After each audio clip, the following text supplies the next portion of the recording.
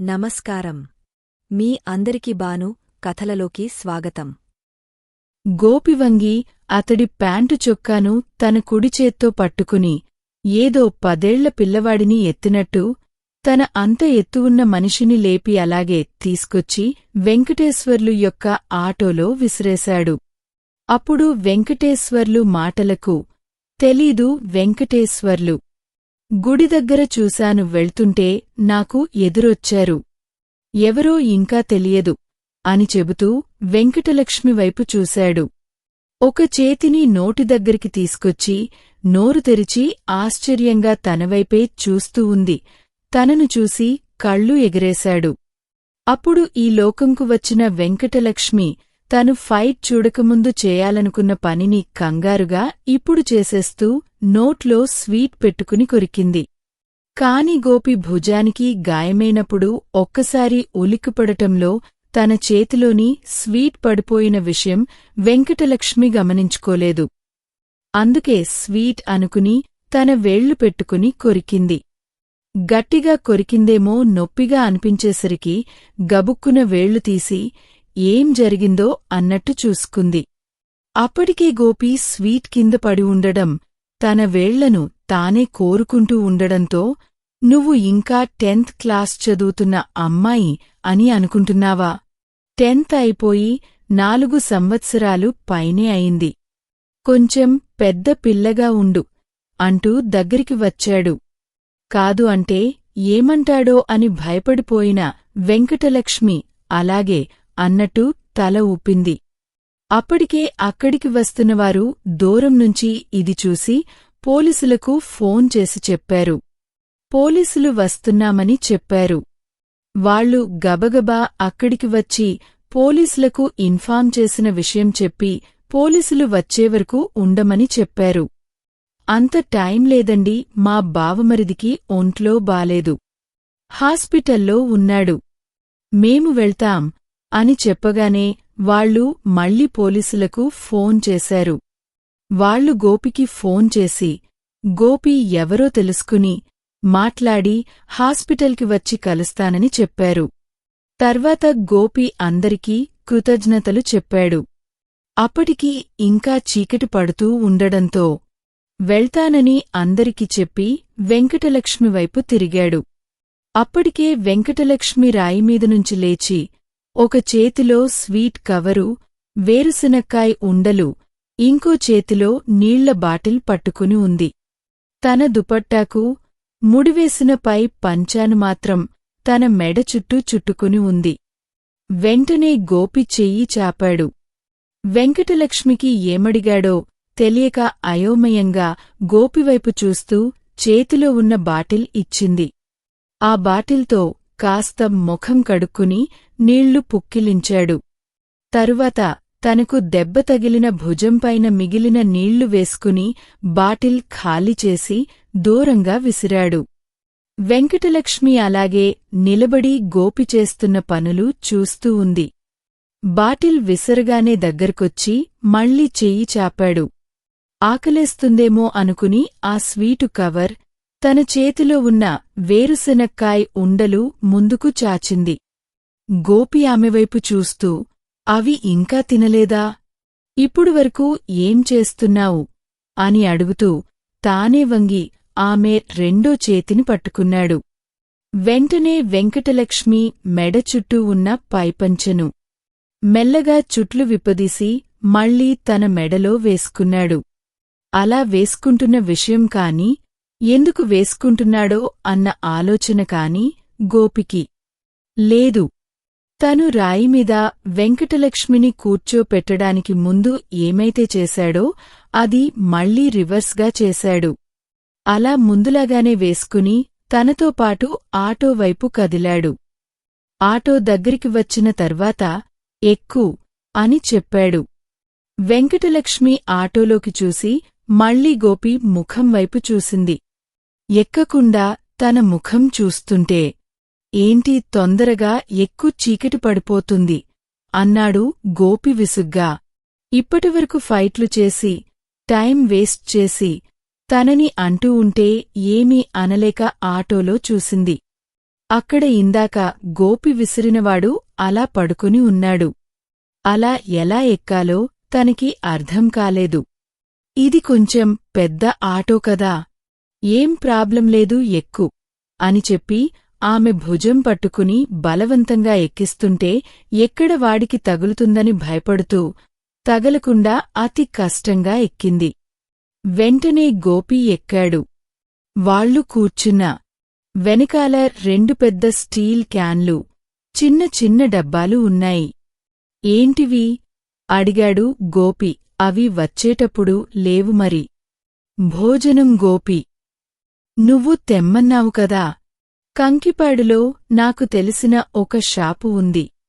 అక్కడికి వెళ్ళాను. తెలిసినవాళ్లు కదా, చక్కగా స్టీల్ క్యానల్లో పెట్టి ఇచ్చారు. తర్వాత ఇచ్చేస్తాను అని చెబుతూ ఆటో ఎక్కి స్టార్ట్ చేశాడు. ఇటూ వెంకటలక్ష్మి కింద ఉన్నవాడికి కాలు తగలకుండా జాగ్రత్తగా కాళ్లు పైకి పెట్టుకుని కష్టపడిపోతూ ఉంది. అది చూసిన గోపి, ఏం పర్వాలేదు, వాడిమీద కాలు పెట్టుకోవచ్చు, పెట్టుకో అని చెప్పాడు. ఆ మాట వినగానే వెంటనే గోపి కాళ్లవైపు చూసింది. గోపి బెల్ట్ చెప్పులు వేసుకున్న తన కాళ్లను చక్కగా కింద పడిపోయి ఉన్న వ్యక్తి కాళ్లమీద పెట్టుకుని ఉన్నాడు. గోపి అలా పెట్టుకుని ఉన్న వెంకటలక్ష్మి మాత్రం పెట్టుకోలేదు. పెట్టుకోవడానికి ఇష్టపడలేదు. పైగా అతని మొహం తన వైపే ఉండడంతో ఎప్పుడు లేచి తనను ఏదైనా చేస్తాడేమో అని వణికిపోతూ ఉంది. గోపి మాత్రం వాడి వంక కూడా చూడకుండా ఏదో ఆలోచిస్తూ ఉన్నాడు. అది కూడా పల్లెటూరు కావడంతో ఆటో డొంక రోడ్డు వైపు వెళ్ళింది. అక్కడ మట్టి రోడ్లకు ఆటో ఎగిరెగిరి పడుతూ ఉంది. ఇందాక వచ్చేటప్పుడు ఆటో అలా ఎగిరి ఎగిరిపడిన వెంకటలక్ష్మి ఏమీ అనుకోలేదు. కాని ఇప్పుడు ఆటో కుదుపులకు కిందపడినవాడు కూడా కదులుతున్నాడు. అది చూసి భయపడిపోయిన వెంకటలక్ష్మి గోపివైపు చూసి, వాడు లేస్తాడేమో అని కంగారుగా చెప్పింది. వాడికి ఇంకా 2 గంటల వరకు మెలకువరాదు. నువ్వు ప్రశాంతంగా కూర్చో అని చెప్పాడు. గోపి ఎంత ప్రశాంతంగా ఈ మాట చెప్పినప్పటికీ వెంకటలక్ష్మికి ఎగిరిపోయిన ప్రశాంతత మళ్లీ రాలేదు. భయంగా వాడివైపే చూస్తూ ఉంది.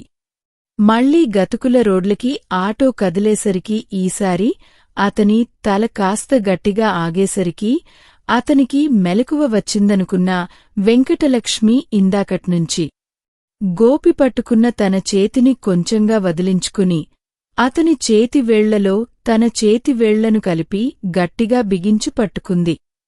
వెంకటలక్ష్మి తన చెయ్యి వదిలించుకుంటుంటే ఏం చేస్తుందా అని చేతివంక చూసిన గోపికి ఈసారి తన వేళ్లలో వేళ్లు కలిపి గట్టిగా పట్టుకునేసరికి ఆమె వైపు చూశాడు. ఆమె ముఖంలో భయం ప్రస్ఫుటంగా కనిపిస్తుంటే, ఎందుకు అంత భయం? నేను ఉన్నాన్గా, మామూలుగానే నీ జోలికి ఎవరినీ రానివ్వలేదు, ఇప్పుడు అస్సలు రానివ్వను అని తను కూడా ఆమె వేళ్లు పట్టుకుంటూ చెప్పాడు. గోపి మాటలకు గోపివైపు చూసిన ఆమెకు ముందు జరిగిన సంఘటన ఒకటి గుర్తుకు వచ్చింది. తన ఊర్లో జాతర జరిగే సమయంలో తన ఇంట్లో ఉన్నప్పుడు లలిత తన ఫ్రెండ్స్తో కలిసి వచ్చింది. అక్కా, జాతరకు వెళ్దాము, వస్తావా అని అడిగింది. రేపు నీలిమ వస్తానని చెప్పింది. తనతో కలిసి వెళ్లమని బావ చెప్పాడు అని చెప్పింది. నిన్న వెళ్ళాం అక్కా, ఏమేం దొరుకుతున్నాయి, ఏం కొనుక్కోవాలి అని అన్ని చూసుకుంటూ ఉన్నాము. ఇవాళ వెళ్ళి అవి కొనుక్కోవాలి అంటే ఇంట్లో వాళ్లు డబ్బులు కూడా ఇచ్చారు. కాని నిన్న వెళితే కొంతమంది ఆకతాయి కుర్రోళ్ళు మా వెంటపడి మేము ఎక్కడికి వెళ్తే అక్కడికి వచ్చారు. వాళ్లు పక్కూరివాళ్లు అంటా. మళ్ళీ వెళ్తే ఏం గొడవో అని భయపడుతున్నాము. నువ్వున్నావనుకో మాకు అసలు భయం ఉండదు అని లలిత చెప్పింది. నేనేమైనా మా బావలాగా కుస్తీ చేస్తానని అనుకుంటున్నావా ఏమిటి? అసలు నాకు అంతమంది జనాలను చూస్తేనే భయం వేస్తూ ఉంటుంది అని చెప్పింది వెంకటలక్ష్మి. నీకు కుస్తీ రాకపోయినా మీ బావకు వచ్చు. పైగా నువ్వు నాగభూషణం కూతురివి. గోపాలకృష్ణమూర్తి మరదలివి. అసలు నీతోపాటు మేము ఎక్కడికైనా వచ్చేయొచ్చు నిన్ను చూడగానే. కుర్రాళ్ళు అంత తలదించుకుని వెళ్ళిపోతారు. ఇదంతా మీ బావ మహిమ అని చెప్పింది లలిత. ఆ మాటికి వెంకటలక్ష్మి నవ్వుతూ, నిజమే కాని ఇంకా 2 విషయాలు చెప్పలేదు. సత్యనారాయణ మేనుకోడలిని, మధుకుమార్కి కాబోయే భార్యను అని చెబుతూ వెళ్ళడానికి సిద్ధమైంది. తండ్రి ఒప్పుకోవడంతో సాయంకాలం వెళ్ళిపోయింది. ఈ అమ్మాయిలను చూసి దగ్గరకు వచ్చేవాళ్లు పక్కన ఉన్న వెంకటలక్ష్మిని చూడగానే తలదించుకుని వెళ్ళిపోయారు. కండ్లు ఎత్తికూడా చూడలేదు. కొంచెం సేపటికి అంజి వాళ్లతో వచ్చి కలిశాడు. ఏ అంజీ, జాతరకి చూడ్డానికి వచ్చావా? ఎప్పుడూ మా బావ వెనకాల తోకలా తిరుగుతావు కదా, ఈసారి ఏంటి బావని వదిలేసి వచ్చావు? అని చెప్పింది వెంకటలక్ష్మి. మీరు పిల్లలతో వచ్చారని గోపి బాబుకి తెలిసిందమ్మా. అందుకే మీతో ఉండి మీకు ఏం కావాలో జాగ్రత్తగా చూసుకోమని చెప్పి పంపించారు అని చెప్పి అన్ని తిప్పి చూపించి, ఇంకా వెంకటలక్ష్మికి కావాల్సివన్నీ కొనిపెట్టి పంపించాడు. ఎప్పుడైనా స్నేహితురాళ్లతో కలిసినప్పుడు ఏదో ఒక సందర్భంలో ఎవరైనా తమతో సరదాగా మాట్లాడారు అని కాని, తమరు ఏడ్పించారు అని కాని, తమ వెంటపడ్డారు అని కాని, తమను కామెంచేశారు అని కాని ఏదో ఒక సందర్భంలో చెప్పినవాళ్లే. ఇప్పటివరకు అలాంటివి ఏమీ ఎరగదు వెంకటలక్ష్మి. కారణం గోపి బావ అని తెలుసు. అందుకే బయటకు వెళ్ళినప్పుడు ఎప్పుడు పోకిరివాళ్లతో భయం అనేది తెలియదు. ఇప్పుడు కూడా గోపీని పట్టుకోగానే ఆమెకు భయం తగ్గింది. గోపి ఉన్నంతవరకు ఆమె బయట వాళ్లతో భయపడాల్సిన పనిలేదు. ఆ విషయం చక్కగా తెలుసు. కాని ఆమె గోపికే భయపడుతుంది. గోపి ఇందాక వాళ్లని ఎగిరెగిరి కొట్టడం గుర్తుకు తెచ్చుకుంటూ ఉంది. ఇదే విషయం ఆలోచిస్తూ ఉండగానే హాస్పిటల్కి వచ్చారు. గోపి దిగాడు. గోపి చెయ్యి పట్టుకుని ఉండగానే అలానే జాగ్రత్తగా కిందపడినవాడికి తగలకుండా వెంకటలక్ష్మి దిగింది. వెంకటేశ్వర్లు వచ్చి క్యాన్లు మొత్తం దింపాడు. వెంకటలక్ష్మి చేతికి ఏమైనా ఇద్దామని చూసిన గోపికి తన చేతిలో స్వీట్ కవరు, వేరుశనక్కాయ్ ఉండలు అలాగే ఉండటంతో వాటిని అలాగా ఎంతసేపు పట్టుకుంటావు అని అడుగుతూ ఆమె చేయి వదిలి కవర్ తెరిచి ఆ ఉండలు కూడా అందులో వేసి వాటిని మళ్లీ తనకే ఇచ్చాడు. వెంటనే అంజికి ఫోన్ చేశాడు. అప్పటికే వెంకటేశ్వర్లు హాస్పిటల్ వాళ్లని పిలిచేసరికి వాళ్లు స్ట్రెచర్ తీసుకొచ్చి ఆటోలో ఉన్నవాడిని తీసుకుని లోపలికి వెళ్లి ట్రీట్మెంట్ మొదలుపెట్టారు.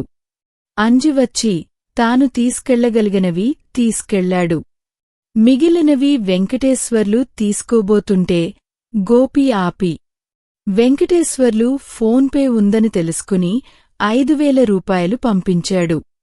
ఇందాక 1,000 రూపాయలు ఇచ్చావుగా, అవే సరిపోతాయి.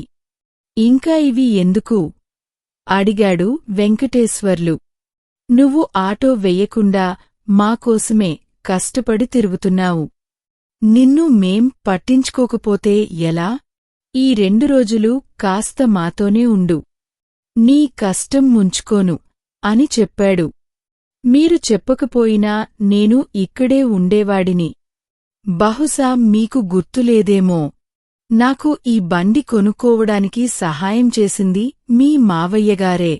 ఆయన రుణం కొంచెమైనా తీర్చుకోవాలి అని చెప్పి మిగిలిన సామాన్లు తీసుకున్నాడు. ఇంకా ఏమీ లేకపోయేసరికి గోపి మళ్లీ వెంకటలక్ష్మి చెయ్యి పట్టుకుని ఇద్దరూ లోపలికి వచ్చారు. లోపలికి రాగానే మధు కోపంగా గోపి వెంకటలక్ష్మి పట్టుకున్న చేతుల వైపే చూస్తూ ఉన్నాడు. అప్పుడు గోపికి మధుతో ఏం చెప్పాడో ఎందుకు తాను గుడికి వెళ్లాడో గుర్తుకు వచ్చింది.